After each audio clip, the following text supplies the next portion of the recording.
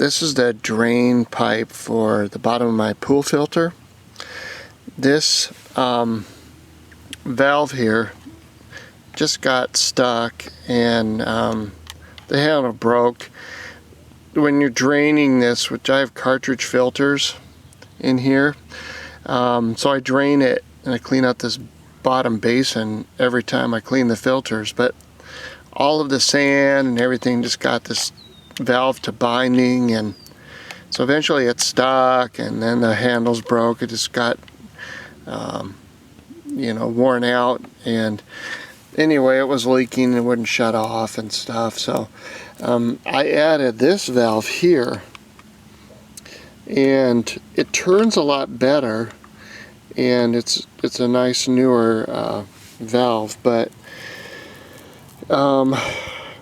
what happened was, again, the sand and the grit and stuff from the bottom of the filter got to wearing on the inside. It's just plastic, and so it started to drip.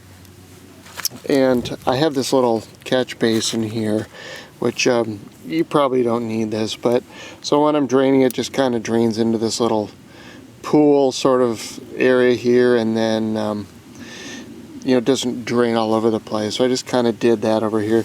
This can turn, obviously, but and I painted it red so that I see it instead of stepping on it. So anyway, after a while, the sand and everything wore this valve out. It still turns and everything, but it started to drip. And so what I did was put a little piece of pipe here, and then I added a female slip to male threaded fitting here, and then bought a cap. And so I needed to cap this off, and then so when I clean the filter, then I'll open this up and then I'll unscrew this. Well, I didn't want to bring a wrench out every time, because you really have to tighten this down before it stops leaking. I did use pipe thread sealant or pipe dope on the threads, but you still got to really tighten this down. This is a cleat that I added right here. So this is actually a cleat, and it's plastic, and I painted it, obviously.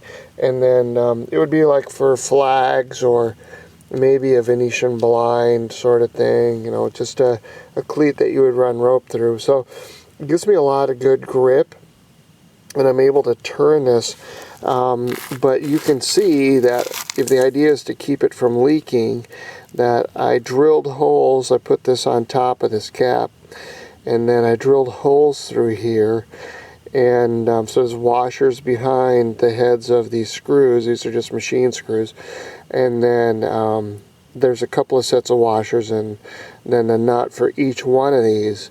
So to keep this from leaking, so what I did is I turned it upside down, and I ran silicone through here, and then I just gooped a bunch of silicone around the nuts and washers and the other parts of the screw and everything. Just kind of fill the bottom part of this cap up with silicone, and let it sit for a day or so, and so it would sort of harden a little bit, and then just screwed it on here. So the thing is, what I noticed is that when I hand tightened it with this cleat, is that it can bind a little bit. So if I have to, I can stick a Phillips head screwdriver down through this hole here, and it will turn. But I just didn't want to bring a pipe wrench or channel locks out here, or some other kind of big wrench to try to turn this, because eventually these edges are going to get torn up, and they're going to strip out and stuff. So adding this cleat to this cap was a big improvement as far as just the way it goes on and off. And the pump just shut off. It hasn't been leaking, so it turned out really good. And so if you're having leaking because of these cheapo plastic valves, I was gonna buy like a brass one. They're really super expensive. It's a 2-inch valve, so this was enough money for me, actually. But I'm kind of thinking now that even if I would have got a real heavy duty you know, stopcock, 2-inch stopcock valve to do this, that the sand and everything would probably end up tearing that up too, and it eventually leak. So you know, it's just something, if you're having persistent leaking, you know, adding this setup here with the elbow. Obviously this is a street L, and then this is a there's a little piece of 2-inch pipe in here, so this is female, and then male threaded, and then a 2-inch cap, and then this cleat. You can have other stuff here, but make sure that once you drill holes through this cap that it is going to leak. So I did not go with gaskets or washers. I just used a silicone, and that worked real good.